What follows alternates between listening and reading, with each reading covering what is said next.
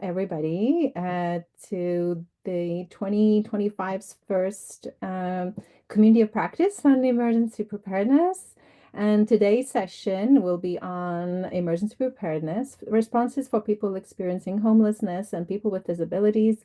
My name is Astrid Arumae, and I'm a manager of communities with Building Belonging and Climate Transitions Network here at the Tamarack Institute. And with me is also my colleague Kathryn Colby, and we have our guest Laura, and I'll do an introduction shortly. But first of all, I'd like to hand it over to Kathryn, who is going to fund acknowledgement and get us started in a good way. Thank you, Astrid. I would like to acknowledge that in Coast Salish territory, we don't think of Turtle Island, but it's nice to know that we're all from across Turtle Island, so we will do this land acknowledgement. And I would encourage all of you to put the traditional territory that you are standing on today in the chat. Turtle Island or North America has been home since time immemorial to ancestors of First Nations, Métis, and Inuit peoples. We recognize that in this territory, Indigenous rights holders have endured historical oppression and continue to endure inequities that have largely resulted from the widespread failure of non-Indigenous treaty people to hold up their responsibilities. Today, I'm calling in gratefully from the traditional territories of the Tla'amin and Klahoose and Homalco people, Northern Coast Salish people who speak Ayajutham. Thank you, Astrid. Thanks, Kathryn. And also, it is important to situate ourselves in relation to the Indigenous stewards of the land we occupy, as well as those whose displacement to Turtle Island was involuntary, particularly those brought to these lands as a result of the transatlantic slave trade, as well as the Underground Railroad. The Underground Railroad was a network of secret routes and safe houses that helped enslaved African Americans escape to freedom. It operated from the 17th century until the end of the Civil War. And we honor and pay tribute to those ancestors of African origin and descent and thank them for their contributions towards transforming systems in ways that promote everyone's sense of belonging and safety. And we do this in acknowledgement of the legacies of colonization, of enslavement, of racism, so that our work for community change promotes more equitable futures for everyone. Black and Indigenous communities demonstrate that we can all work together in solidarity towards peace and equity as we use collective wisdom, knowledge, and gifts to promote healing within our communities. And February is also a Black History Month. And the theme for this year's Black History Month is Black Legacy and Leadership, celebrating Canadian history and uplifting future generations. So this theme acknowledges the diversity of Black Canadians, the importance of Black leadership, and the legacy being built for future generations. Black communities are diverse at many levels, and those with a long history in this country have established a legacy for the newer communities. And the theme underscores that Black Canadians have a rightful place in the nation's narrative with over 400 years of historical presence on these Indigenous lands, deserving acknowledgement and celebration. So we invite you to learn more about Black Canadian communities and how they continue to help shape Canada.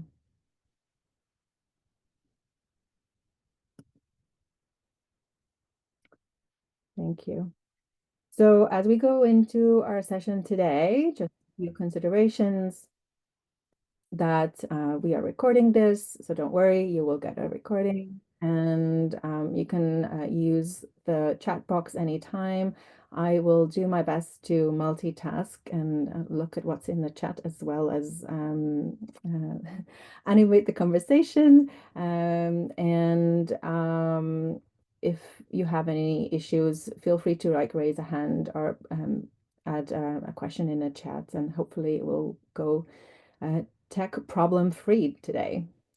As well as the technical considerations, we always want to remind everyone that we come into this space in the spirit of connection, of inclusion and equity for everyone here. We're here to learn together, share experiences, and we want to make sure that everyone feels safe and we care for your well-being for our staff and our guests and our members of a learning community.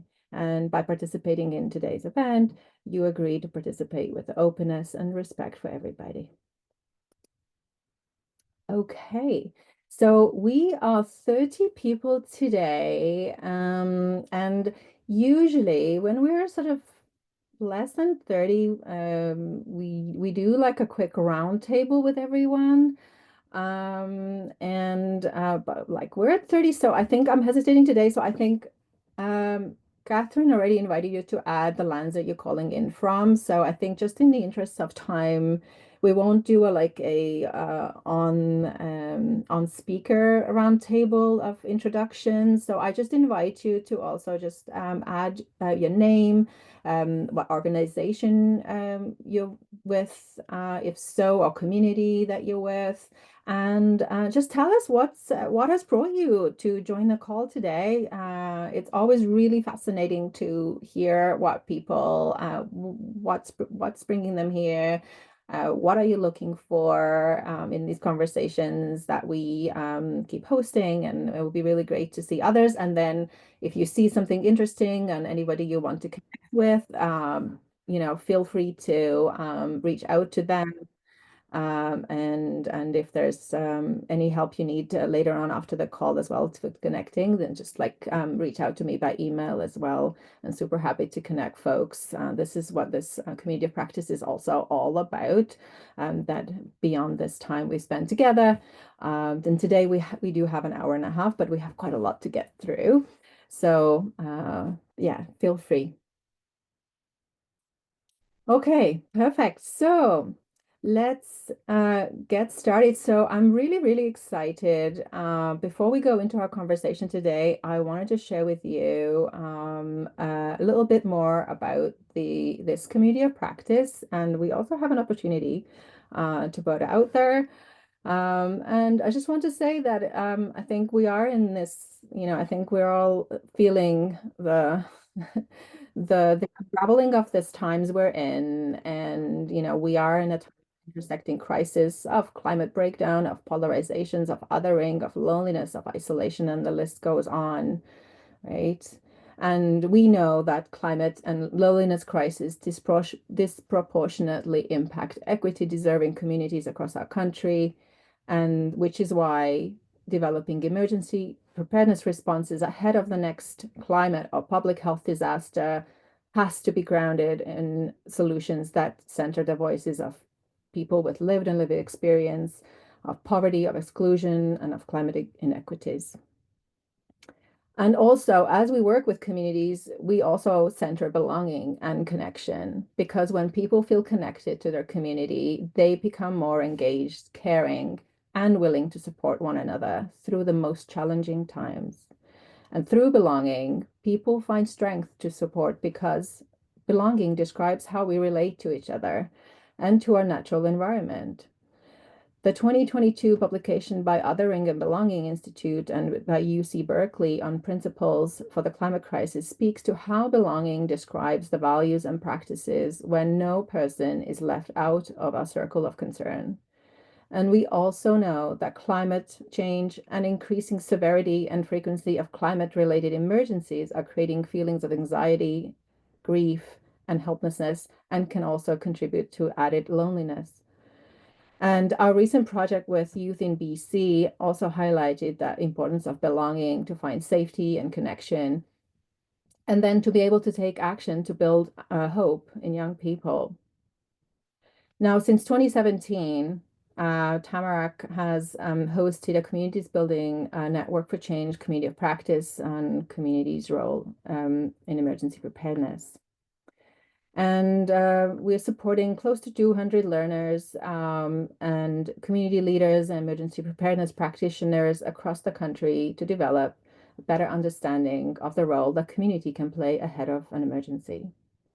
So through the Emergency Preparedness Community Project, that is actually made possible thanks to Gore Mutual Collaborative Partnership Fund and in 2025, we are looking to work closely with a small group of communities based in Vancouver, Waterloo, and Greater Toronto this year to see so these communities who are working maybe already on emergency planning in their neighborhood or in their buildings, and really looking to see specifically to develop these community-based responses, integrating equity-led and asset-based approaches so that residents and those most vulnerable to climate change impacts are meaningfully engaged and have access to resources in community, and also connecting it to a broader strategies.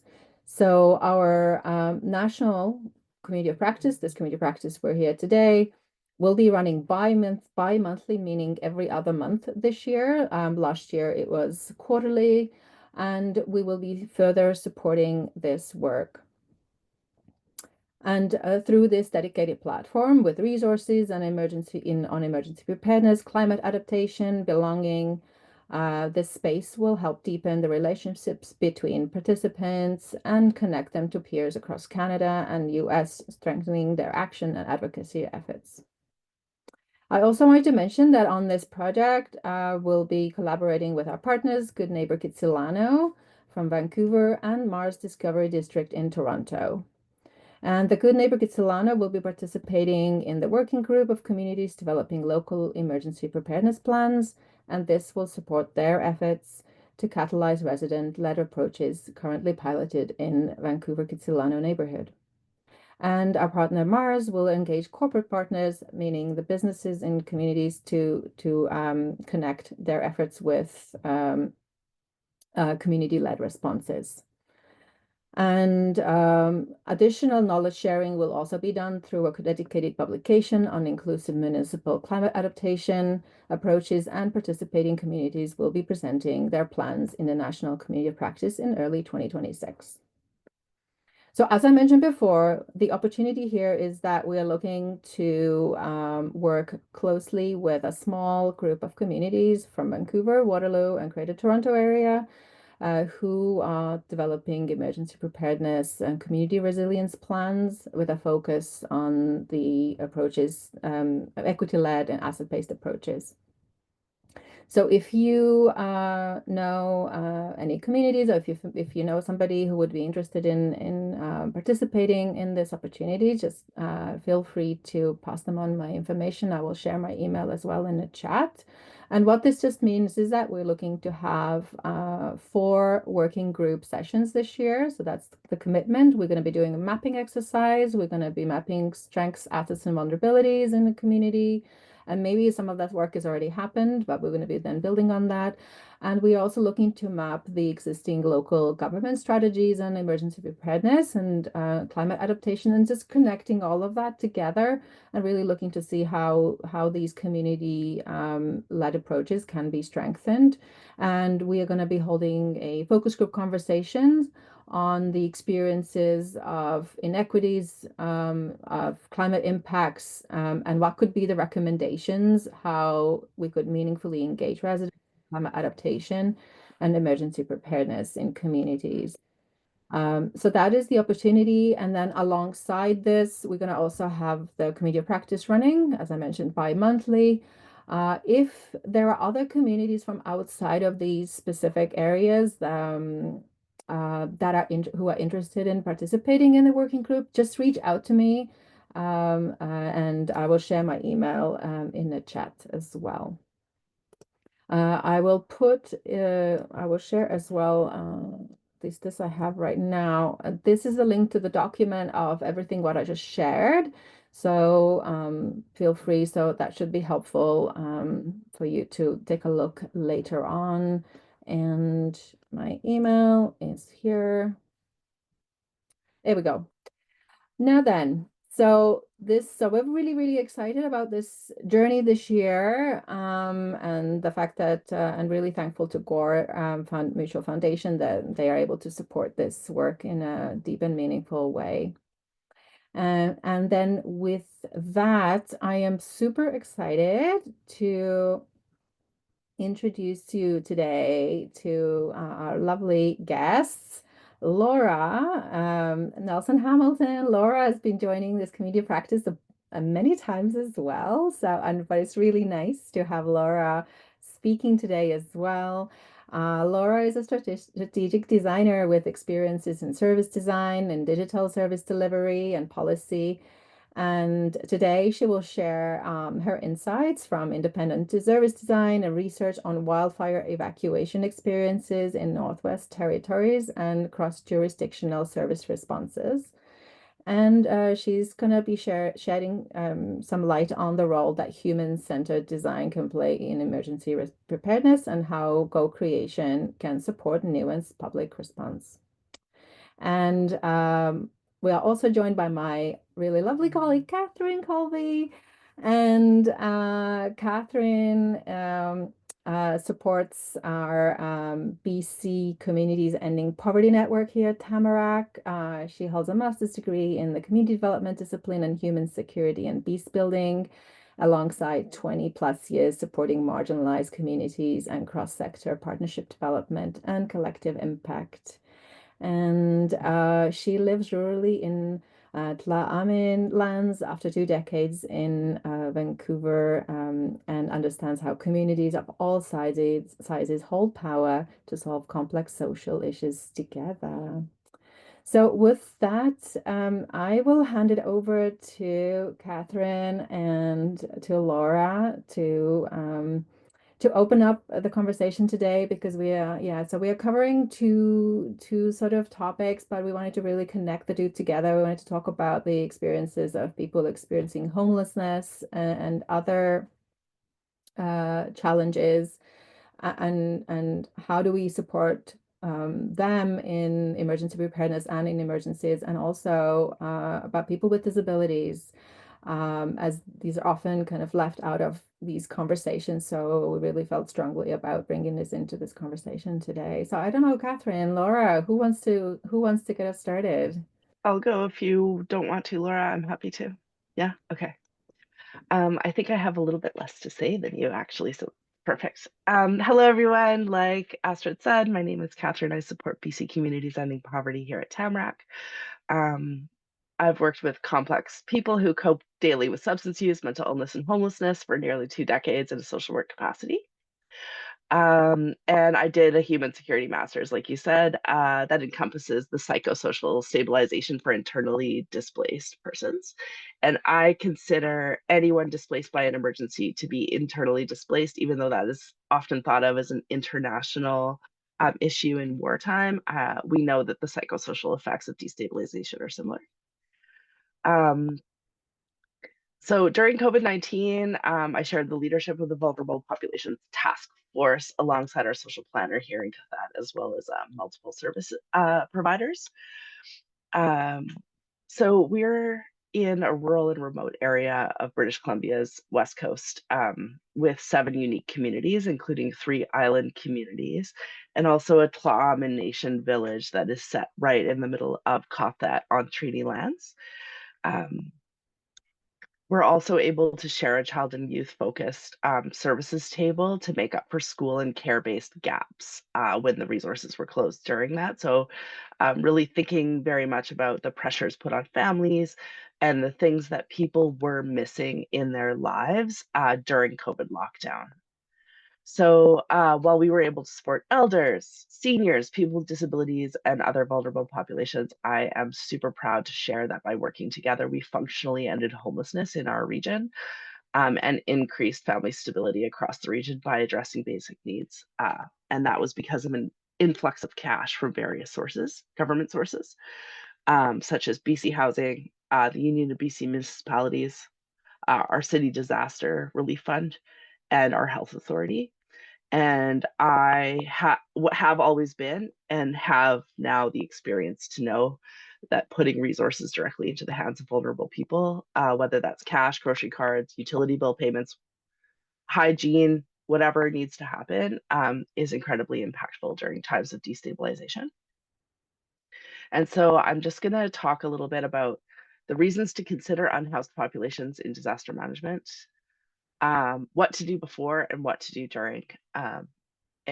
an emergency, just based on some evidence that's out there, as well as our own experience here in the rural and remote community that I'm part of. So, reasons to consider unhoused people in disaster management or emergency preparedness plans. So, we know that homelessness or unhoused populations are on the rise in Canada due to a poly crisis. I feel like you outlined that really beautifully today, Astrid. That is really impacting housing availability. There are more people homeless in our communities visibly than before. That's backed by evidence. It's not just like what we're seeing. There's some evidence to show that when vulnerable populations are well served during emergencies, it has a stabilizing kind of ripple effect on other affected community members. Well, we think about visible street homelessness as individual people who are unhoused. We know that hidden homelessness is an ongoing issue, and folks, and often families with young children and adolescents who are vulnerable to trauma and destabilization are part of that hidden homeless piece that can be well served by making provisions for all unhoused people. Unhoused people, I think I just feel like I'm speaking to the converted, so I'm so sorry if this is just like reinforcing some ideas that you already have, but um, unhoused people are often the first to experience the impacts of an emergency. We know that when we improve life for people in the margins, it's like a rising tide that lifts all boats across communities, right? And just as that happens, we feel small amounts of the emergency unhoused populations really bear the brunt of that. Unhoused people are stigmatized and othered in general by community members. And considering unhoused people in planning helps to integrate all community members into the social fabric. And it advances further opportunities to connect people to services for overall better outcomes in the domains of the social determinants of health. As an added layer, people often utilize illicit or unprescribed drugs during disasters. They just do. The toxic drug supply has multiple implications in how people cope with emergencies and puts all people at risk, not just people with chronic substance use disorder. Understanding that in times of crisis, scarcity of substances will occur, and likely what is available will become more toxic. This will lead to unexpected early deaths if provisions are not made in advance of emergencies. So, any, I'm happy just like for people to pop in and ask any kind of clarifying questions. And are you tracking the chat, Astrid? Okay. I am. I think everyone's listening to you super intently, and I think Okay. maybe what would be as well really helpful to share with everybody is that maybe a little bit about the work that you did prior to joining Tamarack, and specifically that you have, and I think like there isn't a community that hasn't been impacted by the Toxic drug supply. yes, and the addiction crisis, and as Yeah. you just like really outlined here too, like how all of this is connected together, Yeah. housing, unhousing, not having a home, being othered, not being well physically, Mhm. mentally, and obviously the role of addictions in that and stuff. So I think, yeah, why don't you share a little bit about some of the stuff that you did, and like, Sure. and maybe people, and Prior, then yeah, and then maybe people, if you have just the folks in the call, if you have like if you think of already some questions, you could also pop some of those for Kathryn as well. totally. Thanks, Astrid. Before joining Tamarack for the last 6 years, I've been the regional response lead for the toxic drug supply for our entire region. And then as well as assisting provincially with policy and other things. I'm really proud to say that through a collective impact framework, our community of Powell River went to one of the highest per capita death rates, fatality rates due to fentanyl and other toxic drugs, to almost like a overdose rate of 0. And so I know that. So I often say, connection is the antidote. And I know that that's real. I know that by people being better served, yeah, it is amazing, right, Darlene? Like it's actually mind blowing. I think the health authority is going to do a case study of our community, but it tells me that we all have, every sector has a piece of belonging, and every sector has the ability to impact these larger societal crises by working together. And so yeah, connection is the antidote. I say it all the time. And the toxic drug supply, unfortunately, in British Columbia and probably across most places in Canada, really affect people that are not well served because they have so much shame and stigma around using drugs, often because of becoming disordered in their substance use because of prescriptions, chronic pain. It's mostly middle-aged men with a history in the trades and young men with a history in the trades that are coping with chronic pain and other vulnerabilities, but we don't see them as vulnerable because they're not yet sick enough. And so they're really relying on the illicit street supply. And this idea of the shame and stigma that occurs there makes people use drugs in private, where they die in private. The majority of people that die from toxic drugs are in private residences. And so we often conflate homelessness with substance use. And there's actually some really good reasons for that. Number one, homelessness and the destabilization that homelessness brings often leads to an acute jump in any kind of like coping mechanism. So, alcohol, substances, whatever that looks like. But that also, we are used to seeing people using drugs in the street because there's nowhere else for them to use. Whereas we know that people that are housed that are using drugs are like less of a nuisance or less othered in community. Um, yeah, I would love to say that. So thanks, Sasha. So not necessarily more overdose occurs during emergency, but people really tend to lean on substances during emergencies if they can get their hands on them. So that means like an increase in alcohol use. We saw this during COVID, where like cannabis stores and alcohol outlets were like considered to be essential services. It's because people leaned on substances to cope. We just do. It's part of how we're wired as humans. And so, because of the nature of the toxic drug supply, and then also like unprescribed dupes in the toxic drug supply, it can lead people to using drugs for the first time recreationally, dabbling, whatever that looks like. And because of the deep toxicity of counterfeit fentanyl as well as counterfeit benzodiazepines, it could lead to more overdoses. I hope that answers the question. Okay. Yeah, thank you, Asha. Um, so I want to talk about what to do before a crisis hits if we're talking about true inclusion of unhoused populations and other vulnerable people that we may not see as street homeless, but still are coping with complex housing issues or precarious housing. So I recommend that every single community conducts an annual point in time homeless count. I will send Astrid a number of resources and toolkits to do these things that she can share with you after this webinar. So conduct a point in time homeless count in your community annually. This will give you a baseline number of people to provide planning for. And then there is a matrix that you can put through, say, there's 126 people in my small community that identify as homeless. It's like you can actually take that number and increase it to what the actual number might look like. As part of emergency preparedness, mapping the services that specialize in supporting unhoused or people with mental illness or other specialized supports is so key because those are the people that you'll lean on. If your community is a lucky community and has one or more social planners, ensure that your social planner specializing in vulnerable populations has a central map of encampments or areas known to host unhoused people regularly.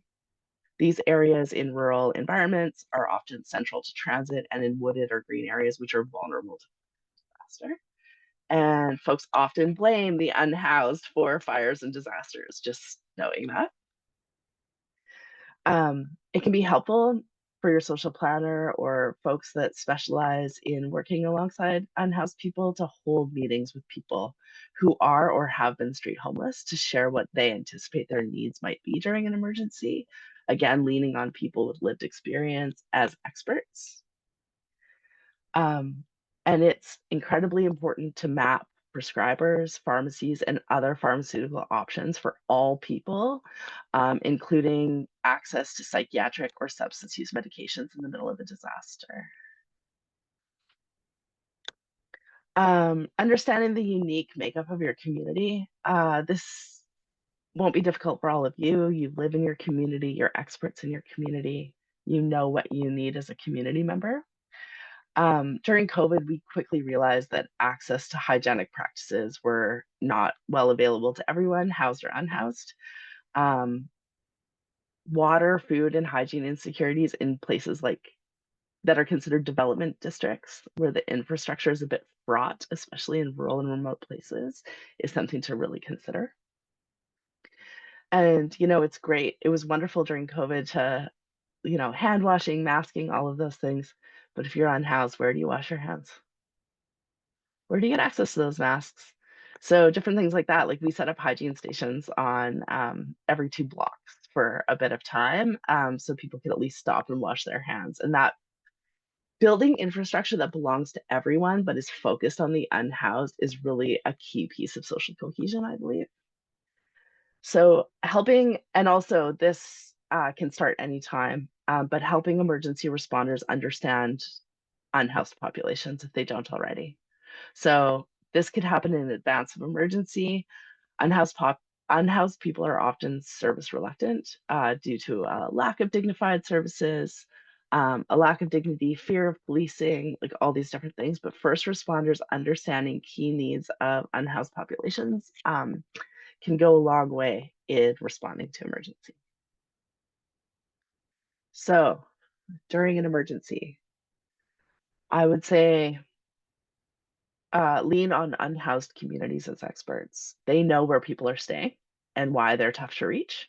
Our plethora of first responders during we had a shelter in place order in our community, trekked alongside unhoused folks to go and find people where they knew that they were camping. And had them come inside during the COVID lockdown and shelter in place order. So really like working in tandem with people that are unhoused to reach other unhoused folks is a really important piece of partnership if you want to bring people in. Expect that people who work with unhoused populations are the right people to assist people to shelter, in shelter, assessing the needs of folks in centralized spaces. Activating your local prescribers and pharmaceutical access to substance use medications and psychiatric assessment slash medication for all people is, I don't want to say it's an afterthought, but it's not a central tenet of emergency response.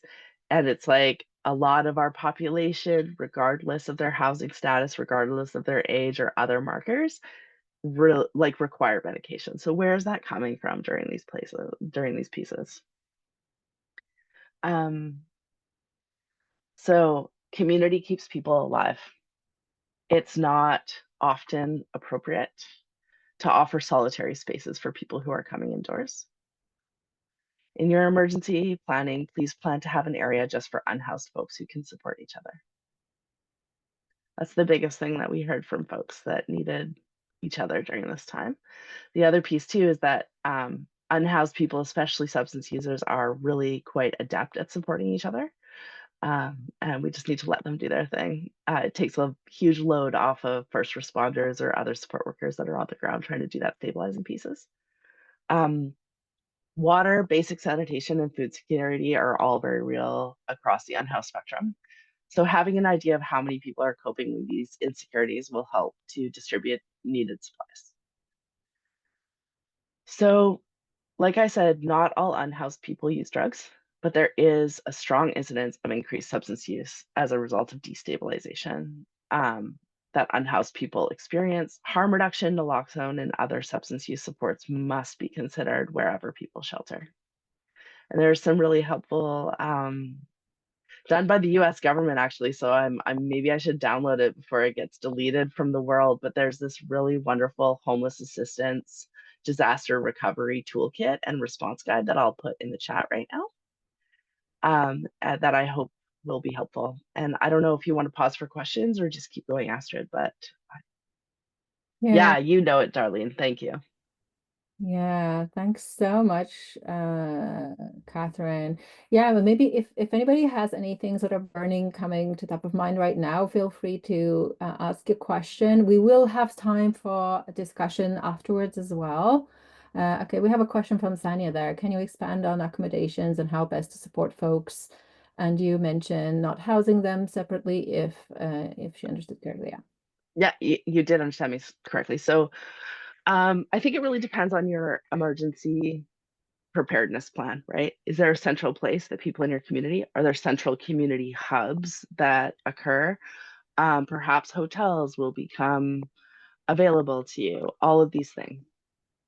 And what we learned and what we continue to learn across Canada is that we can offer people rooms, but there needs to be central gathering space where people aren't just like put into a room with limited support and asked to stay there during disasters. So there needs to be, so what we would do in Vancouver, actually, when we would house people that were hard to house, we would create what we called pods on each floor, which were, we would ask people who they're best connected to, ask people who they wanted to be around, and then ensure that all of them were in like a cluster of spaces if there were individual rooms, and then make some centralized spaces for people to be together, use together, um, and just ensure that they were able to stay together because a huge piece of housing folks, and then maybe Laura will want to expand on this too, is like I've known people who have been housed after many years of street homelessness who won't sleep in their bed for like the first year, right? They'll sleep on the ground.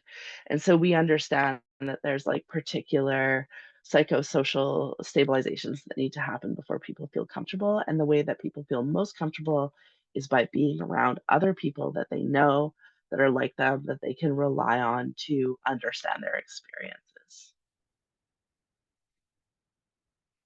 Thank you. Thanks so much, Kathryn. Yeah. And I wonder also, like, and I think like that's part of like these conversations that we're having here, and we want to sort of uplift these other parts of emergency preparedness that are not in the forefront of how we typically think of emergency preparedness. Like with always think of this, and I think a lot of the response planning in the past has been around, we think of a family of four being able to get away in a car, booking themselves into a hotel and all of that, and they'll return when it's safe to do so. But then we have all of other, when we know that actually this is only an experience of a small proportion of population, and we have people folks that don't have vehicles. And last year we spoke on Indigenous emergency preparedness for Indigenous people and communities, and how we need to also really approach it with through a trauma informed lens, and through a lens of also of reconciliation and decolonization. And I think like so today, like the topic that you're bringing, and like Laura will be speaking to as well about people with disabilities. um I'm also thinking like what sort of other like training or supports, as in the folks, because often I think like the host communities are kind of scrambled together to provide spaces and so on, and like what can we do to better prepare in that sense. That I think it's like that piece around, I think, understanding and connecting to the human experience in that, because I think like there's so much stigma, and I think sometimes people will not respond in a good way because of all the other things that are sort of associated with people experiencing homelessness. People are But very afraid of homeless people. They see people who are street homeless, especially if they're substance users, dangerous, scary, criminal. like theft, violence, like all of these things, right? Which is why we know that there's a psychosocial stabilizing effect on the entire population when the homeless population is provided for. Um, the other piece that I wanted to share that I had forgotten to mention is that um, much like people with disabilities, newcomers, people that don't speak English, people that may not have prescription glasses, do not rely on signage. Please, in your emergency preparedness plan, please make your communications as graphic and like um, low barrier and accessible as possible. It's incredibly helpful to just be like, needle this way, tense this way. Like you need to just like really think about the communications aspects, which I know all of you doing emergency preparedness understand fundamentally. But just remember that when you make accessible, low barrier communications for vulnerable populations, it has a really important effect on people who are destabilized to know what they need to, right? Like we can't expect people to like go through documents, make applications, like do all of these things in an emergency. People need to know where they need to be, for what reason, in the simplest, most accessible way possible. Mm. Laura, I love seeing you nod. I'm like, okay, we're on the same page. Yeah. Yeah, and I see Darlene asked as well in the chat if there were anybody knew of any collective impact approaches to emergency preparedness. And also maybe I should just add, if you know, if collective impact is something that you haven't heard of before, what it means is that different sectors coming together in a community or in like a wider area, and also bringing in a lived and living experience of people experiencing different types of inequities and marginalization, and basically this group or round table or whatever you want to call it, creates and brings together mutually reinforcing activities that work together to then influence, support, act upon whatever the goal is, the shared common agenda. And what, yeah, so what unites is there's always a shared agenda. So, but it is this importance of this mutually reinforcing activities. So it's not seen as a one silver bullet type of style of solution, but it is really a plethora of things that we do together to support of. So it's a really, really beautiful and powerful way of working and collaborating together. I see that Magda shared an example of, so Magda, you're with the United Way BC and the Central and South Okanagan for Social Response Task Force. That's super interesting. Um, and I see Colleen, you shared that in Saskatoon you have interagency response to COVID, which yeah, I think with COVID that was really interesting. I think we saw small incidences of of the collective impact principle, because I think as well that's the other thing as well, that there's sometimes a challenging community of organizations and parties and sectors wanting to actually collaborate together for many reasons. Sometimes it's surf and trust, fear of losing funding, and all kinds of things. But it can be so powerful when people actually do it and get to it.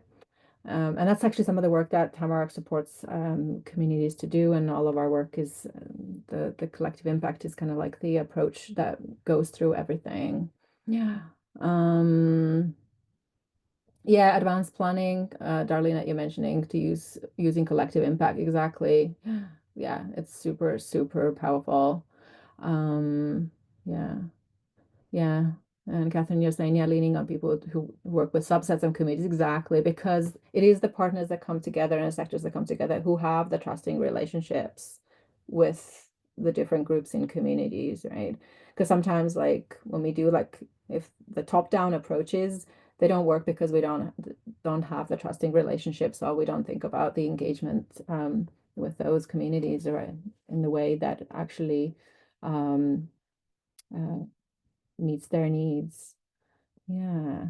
So, did anybody else have any other questions, or anybody, also, if you wanted to come off mute and ask, raise a hand if you want to. If you wanted to, instead of putting in chat, feel free as well. If not, we'll move on to Laura, and we'll talk about, I think it's going to be so powerful to kind of join these conversations together. But yeah, I just wanted to give a minute if anybody had anything.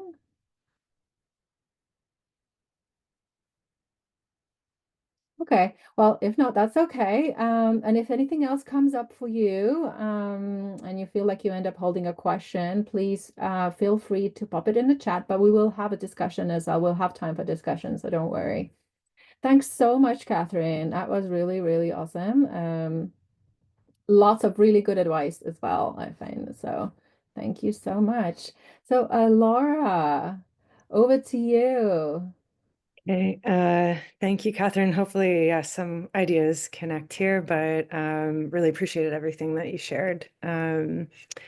So I'm going to share a deck with you. This helps me communicate more clearly. Unfortunately, I'm not as good as Kathryn just off the. So well done. So I've put this deck together. And before I start, I just want to say thank you to Astrid for inviting me to speak. And as she mentioned, I participate in this community of practice, and I found it just a tremendous learning space. And so hopefully we can have a great discussion as well. Just to ground you in the things that I'm sharing today. So I'm a strategic designer, and I focus primarily on public service design and delivery, and often that's through digital service delivery. So as Astrid mentioned, I had conducted independent research on Northwest Territory wildfire evacuation. This was in part through a course that I was taking in design, and also it was a result of a family friend's experience being evacuated, and becoming very curious about the broader experience. Also had other friends in the Northwest Territories, and just used that as a real starting point. My master's research also included persons with disabilities in the examination of the design of a community garden, and that was a longer term research study. And so these are kind of themes that I continue to look at around, accessibility and inclusion in the design of services. So I'm sharing here just a list of resources, and Astrid can share this out after. And some of them, I think what stands out to me is that, as the severity of storms in particular increases, we seem to be kind of collectively learning about the service gaps that emerge. And Nova Scotia has been a really significant area of that's been looking into this more. And so you will notice, the work that's out of the McKeekan Institute at Dalhousie is really focused on this. There's been some longer form pieces of journalism in the conversation that are highlighting the needs to really look at and work with persons with disabilities in emergency preparedness and response. Similarly in the Halifax Examiner. And then I've shared an example from Manitoba that's a disability emergency management network that involves persons with disabilities and meets on a regular basis. And so this is a sample. This is not, a conclusive. There's many great examples that we can look to, but just sharing. And so just as some grounding information, why focus on disability in emergency preparedness? I think, again, you'll all be familiar with this, but I think it's really important to recognize that it's, over a quarter of our population that has some kind of disability. And in Nova Scotia, that's been found to be as high as 40% of the population. That may explain why we're seeing much more focus there.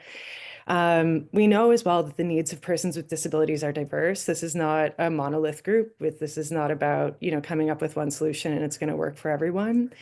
And we also know that services are more responsive and effective when we involve persons with disabilities, persons with lived experience, in research, design, and iteration of those services.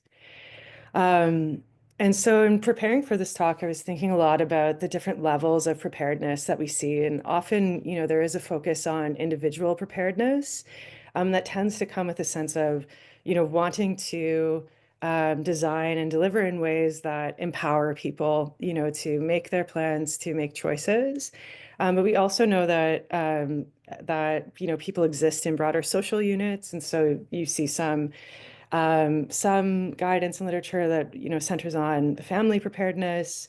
We're seeing increased focus, particularly from Accessibility Standards Canada, on the need to bring preparedness into service design and delivery.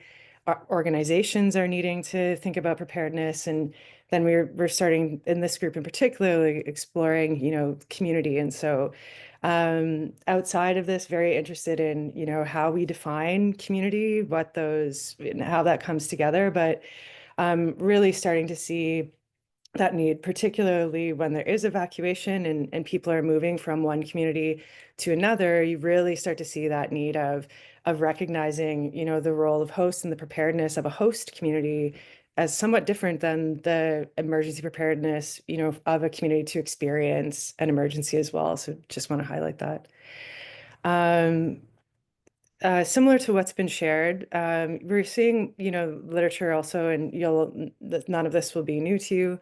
But when you think of emergency response, there is this, there's what happens before, during, and after, and we're starting to see this as a broader time horizon.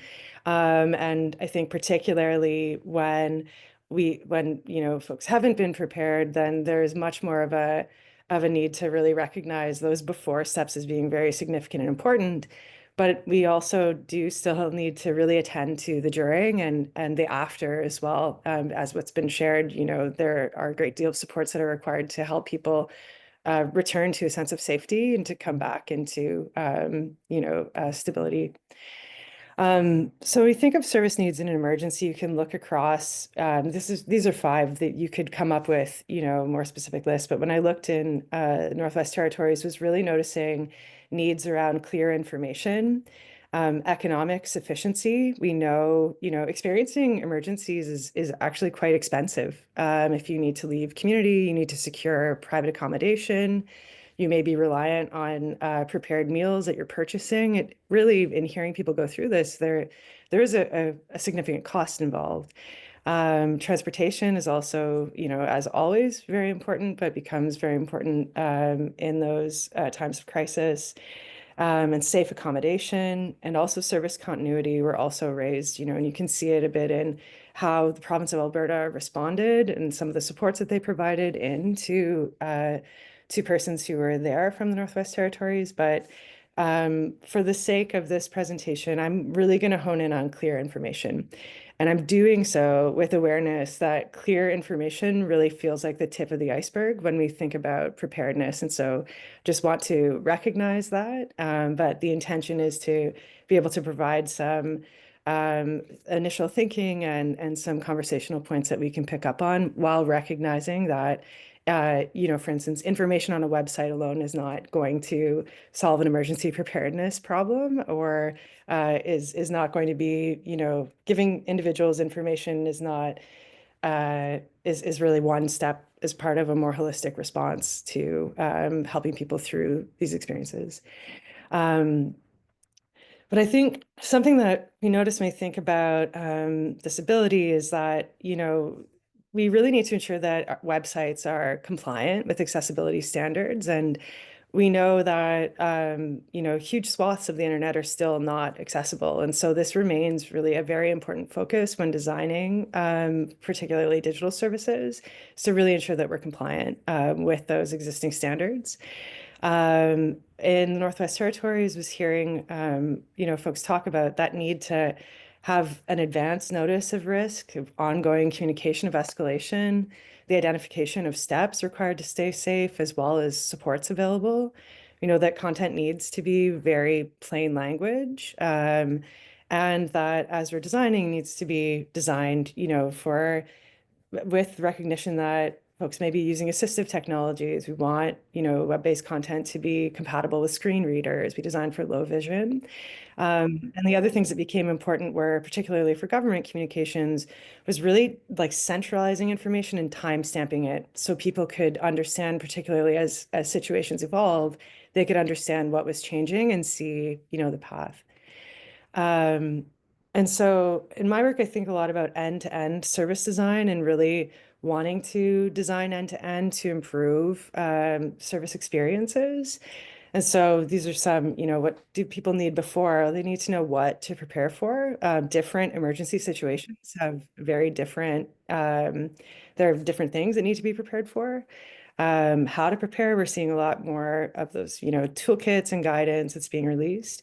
But it's really important to recognize that some populations will require support with that preparation. So during emergencies, just that ongoing recognition of what supports are still available. Really important to recognize that people that provide support are also going through these experiences, which can affect service availability. Needing to know what steps to take and what safety considerations are. And then after, needing to recognize communities may be going through cleanup, there may be longer term, we're dealing with power outages, how long will it take to get the grids back up and running? And if there has been evacuation, then there's a return period as well, and what that looks like may be different depending on the situation of the person involved. And then, of course, there's still the reestablishing safety in daily life, and often, people needing medical appointments and additional supports and therapeutic interventions to help with that, this end-to-end experience, basically. So what stood out to me in the research is, often from a government point of view, there'd be a lot of focus on like designing content for a provincial website or a municipal website or a federal website. And that's, everyone acting within their jurisdiction. But when you talk to people about the experience, there's also just a huge proliferation of information that occurs in emergencies. And so in the Northwest Territories, a common thing people were saying was like, this territory runs off Facebook. And so people were going there for their updates. And I think First Nations communities often communicated their service updates through those channels as well. Different news outlets start to pick things up. Word of mouth becomes a huge contributor to people's, knowledge of what to do. People sending direct messages. There's observation of conditions as people are leaving community or experiencing emergency. Road signs get put up to direct people and let them know. We heard of, a community in Alberta that put a road sign up to let people know there was accommodation and they were offering meals. Nonprofits play an increased role. We have friends and family, emergency groups, care workers, and then there's the emergency notifications that go out. And this is, this will not be unfamiliar to you, but it really starts to paint a picture of, how important clear information is. But it also, reminds us that trust is a significant factor in how people select and manage information. And so what I found in the research that I did was that a lot of people really turned to a community-based newspaper in the Northwest Territories for information about the evolving situation, about supports and services available. And they were doing so in part because they were seeing national news outlets reporting on what was happening in the Northwest Territories from outside of the Northwest Territories. They were at times using images of fires in Kelowna when talking about the Northwest Territories, and it really led people to not trust the information that was being provided. This newspaper maintained its publication and delivery and actually stepped it up during the emergency. Often, they were receiving calls from people about things that they needed, information that they needed to better understand.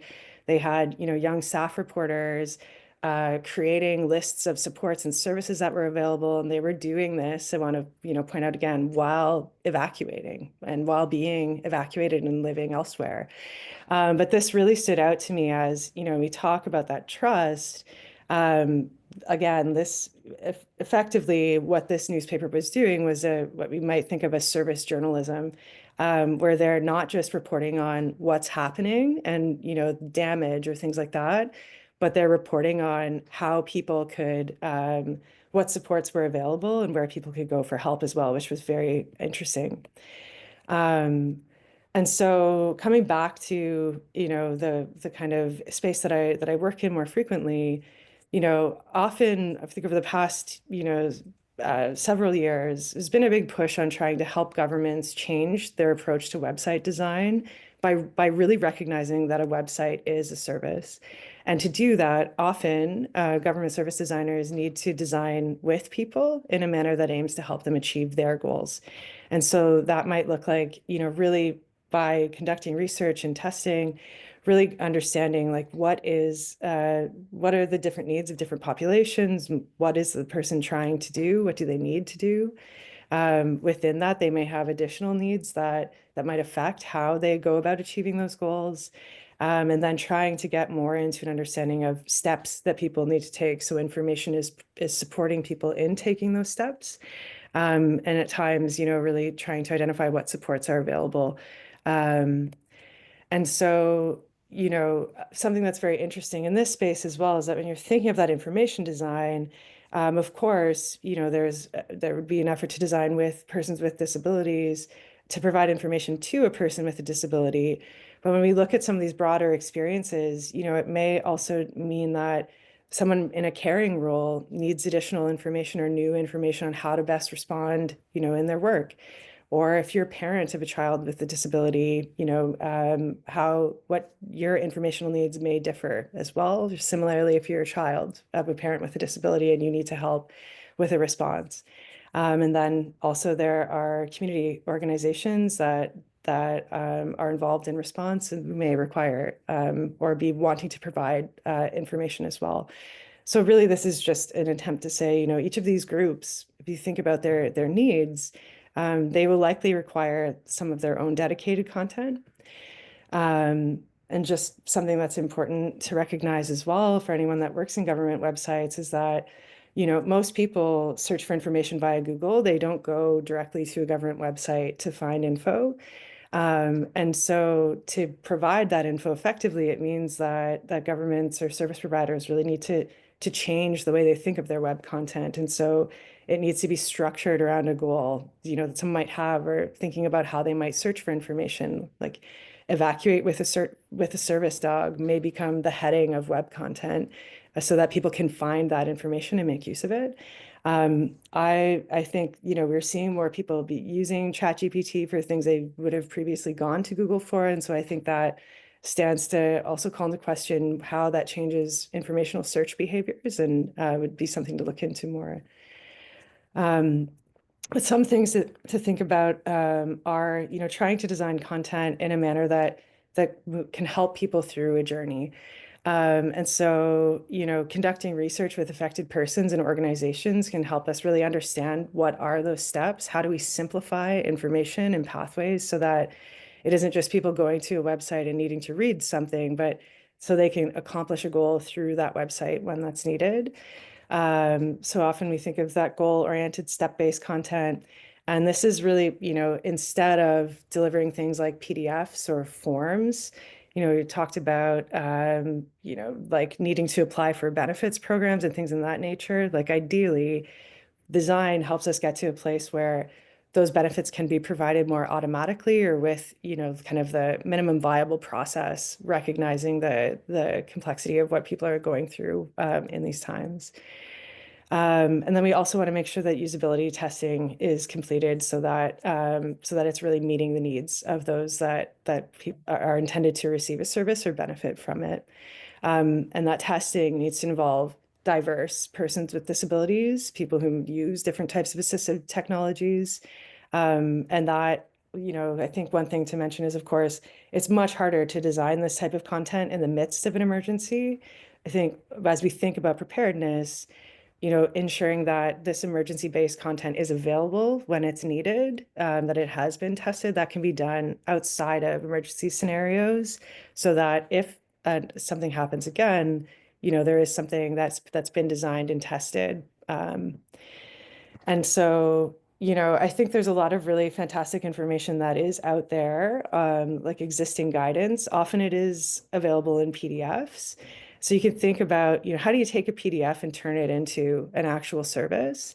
We can use design to help personalize information using things like drop-down menus so people can identify needs and interests. And we can also think where there's been service mapping done that enables, less invasive kind of informational requests of persons with disabilities and is more about, ensuring that we have accurate, up-to-date information on available services so that information can be provided to someone who needs it.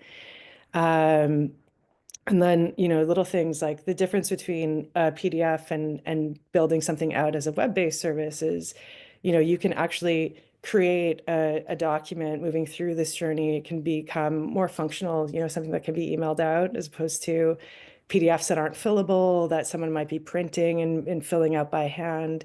This sort of approach would aim to really enable people to, communicate their plans, identify supports that are needed, and where that's possible. And so I think there's this emergency guidance from 2010, and there's lots of additional guidance that's out there now. But I think really it's just about trying to move toward a space always where we're designing with and engaging persons with disabilities in the development of these types of things, that we shift from this approach that's doing things for and doing things, building on the experiences and the expertise of persons with disabilities. So I will stop sharing.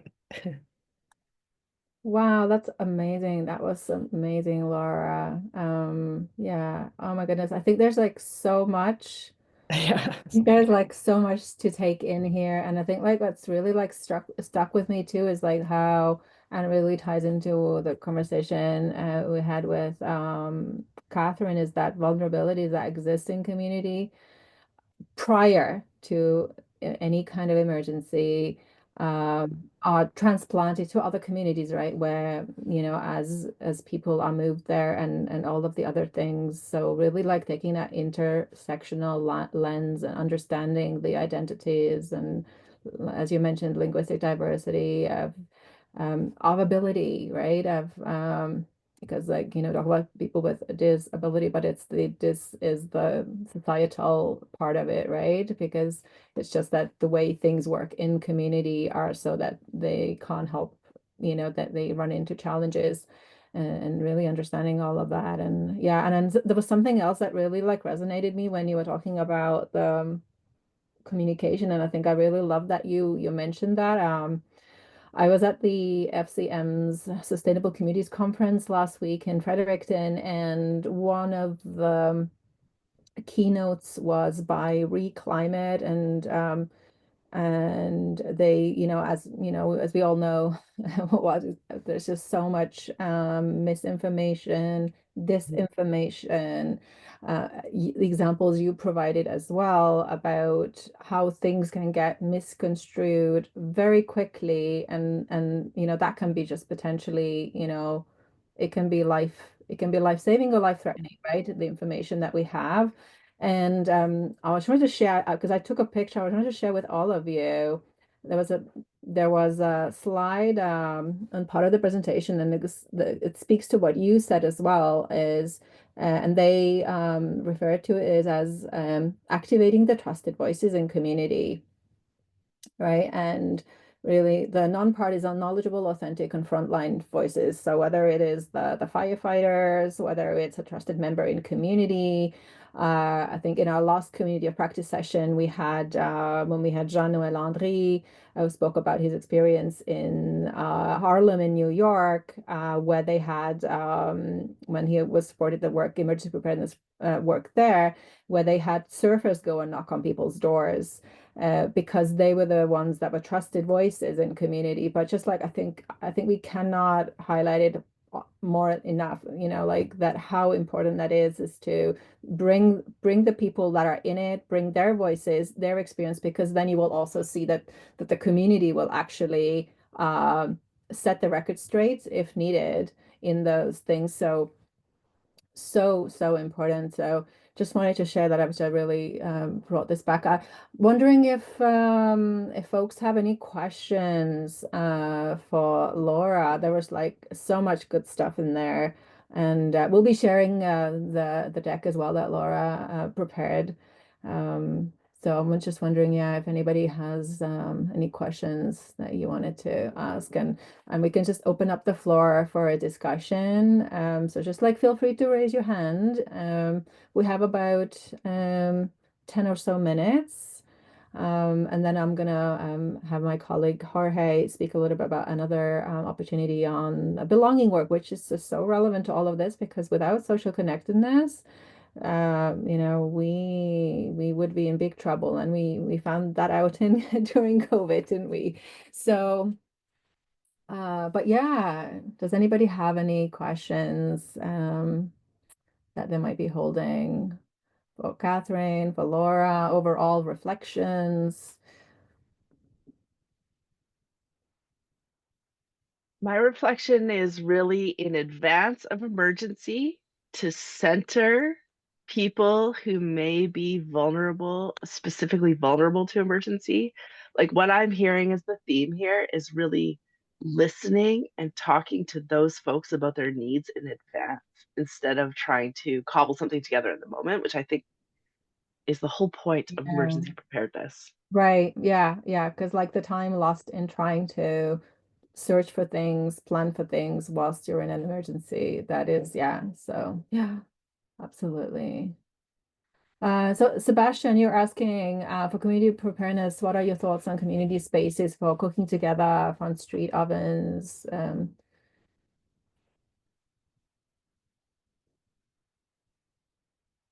Don't know if do you I mean I think it's I mean maybe Kathryn or Laura if you think of as well if you want to comment. I think it's really great. I think it's really important, and I think as well it highlights as well the need for knowing what skills exist in your community, because skills are resources also.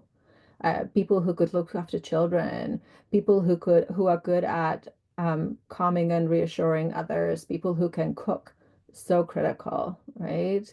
And again, if we know this in advance, then we know that who we can call upon in host communities and or communities who are likely to become host communities, um, or in communities that experiencing some kind of event on their own. Yeah, yeah, and cooking is so amazing for as well for just connecting, bringing people together and giving, nourishment. Yeah, yeah. Okay, so Henriette, nice to see you, Henriette, by the way, as well. So Henriette says that she works with various faith communities, mostly churches, and she's asking if there are any particular ways in which faith communities contribute to, in a particular way to overall emergency response effort in rural, urban areas and with highly vulnerable people. Yeah, I have some things to say about this.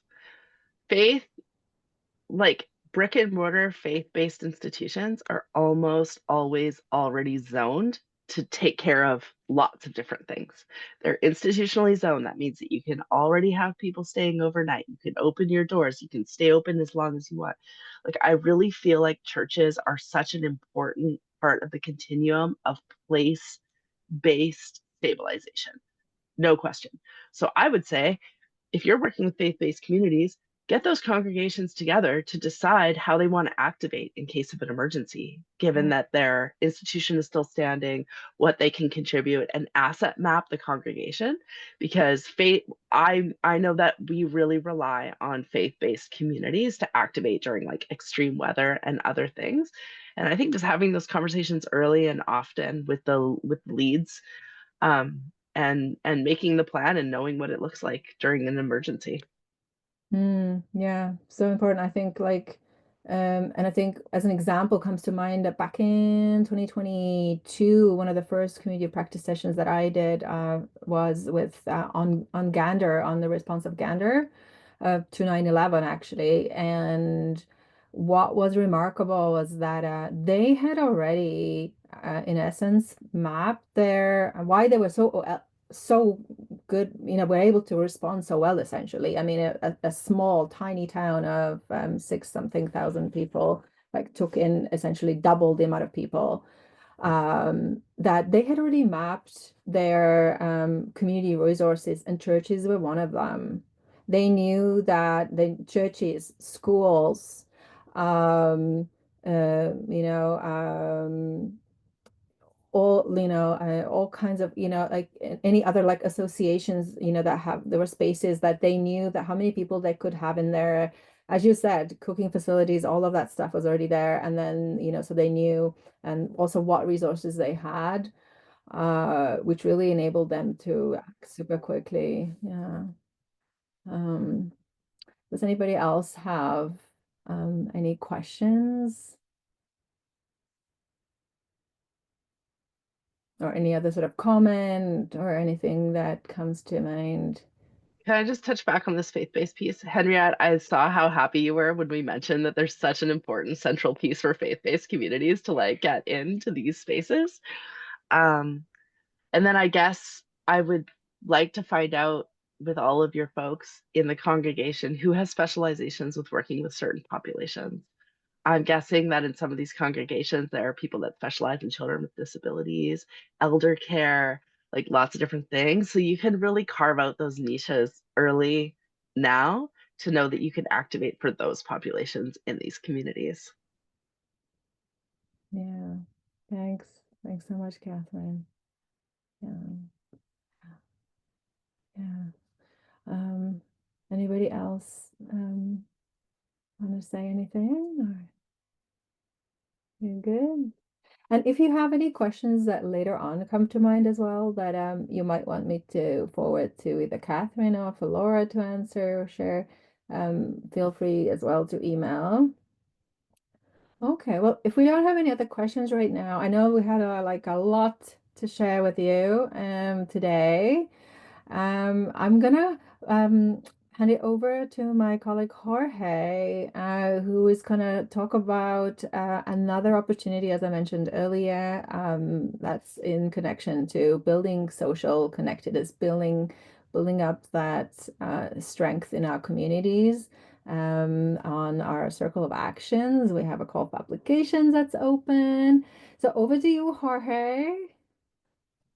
Thank you, Astrid, and thank you so much, Kathryn and Laura, and all of our wonderful participants today. I see some familiar names in the list. I also see some new names. My name is Jorge, and I work closely with Astrid on our work that has to do with building belonging, and with Kathryn on the work that has to do with poverty. And as Astrid mentioned, we are really excited to share with all of you this exciting opportunity. It's a learning and action opportunity that we call the Circle of Actions and Pathways for Change cohorts. I'm just sharing with you the links to this first opportunity that I'm referring and a second one that I'll discuss later through the chat, so you can access more information by clicking on those links. So the Circle of Actions and Pathways for Change cohort are designed to help you develop any kind of plans or interventions that are aimed at building belonging. We know that emergency preparedness, as our colleagues have mentioned, has to do with climate disasters, but it also has to do, unfortunately, with the rising levels of polarization and extremism that we've seen in Canada and around the world that has impacts on community safety, as well as any other public health emergencies like the COVID pandemic that we recently experienced. So we want to invite each of you as the brilliant individuals you are to come and participate in these conversations. And yeah, and you can do that by applying to the Circle of Actions and Pathways for Change cohort. So the deadline to apply is February 28th. And we also have on March 5th a conversation, a webinar that we'll be hosting on what happened in 2024 in terms of the strategy for belonging. As you might have heard, we work closely with communities and also different sectors, volunteers, individuals that are advocating for youth, advocating for seniors, advocating for also undocumented migrants for their well-being as well. So we reached out to different sectors to get a sense of what a strategy for belonging can look like, a strategy that centers belonging as a policy priority and outcome for well-being and economic prosperity. So we want to share with you the reflections from the conversations that we had throughout 2024, as well as some exciting opportunities for you to help us shape the next stage of what we call the call for a strategy for belonging. So I'm always around if you have questions and would like to discuss further. I'm going to share my email as well. And I really hope you can join us for either or both of these exciting opportunities. Thanks so much, Jorge. Beautiful. Well, looks like we might just have a few minutes spare, and we might maybe give you all those few minutes back.